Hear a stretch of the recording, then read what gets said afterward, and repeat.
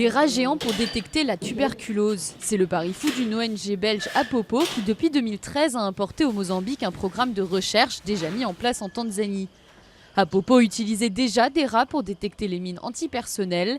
L'ONG cherche désormais à prouver leur utilité dans le dépistage de la tuberculose. Une maladie qui, selon l'OMS, touchait 9 millions de personnes dans le monde en 2013. Les rats que l'on utilise sont dénommés chrysétomes des savanes. Ils sont endémiques en Afrique et adaptés à cet environnement. Ils pèsent entre 1 et 1,5 kg et mesurent environ 30 cm de long. Ils sont gentils, dociles, faciles à dresser et ils ont un très bon odorat, ce qui les rend capables d'identifier cette odeur particulière qu'a la tuberculose. Les rats sont dressés pour associer l'odeur à une récompense sous forme de nourriture.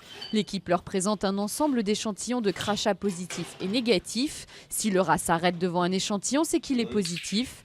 Un clic du technicien et le rat se précipite pour avoir sa récompense. Les rats indiquent souvent des fragments qui étaient considérés négatifs lors du test au microscope traditionnel. On revérifie ensuite les échantillons et il se trouve que beaucoup d'entre eux sont en fait positifs. Alors on rapporte ces résultats au centre de santé pour qu'ils traitent les patients concernés. En 2 ans, Apopo aurait ainsi permis de déceler la bactérie responsable de la tuberculose chez plus de 1200 personnes mal diagnostiquées. Pour l'ONG, cette technique originale est également plus rapide et moins coûteuse que les tests standards. En 30 minutes, les rongeurs testent près d'une centaine d'échantillons. Le ministère mozambicain de la Santé suit de près les recherches d'Apopo. Le pays a enregistré entre 2013 et 2014 une hausse de 10% des cas et 20 000 personnes sont mortes de la tuberculose en 2014.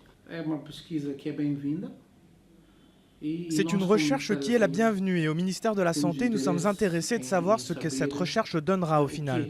Mais nous pensons qu'il lui reste un long processus devant elle. Il est nécessaire que cette technique soit homologuée.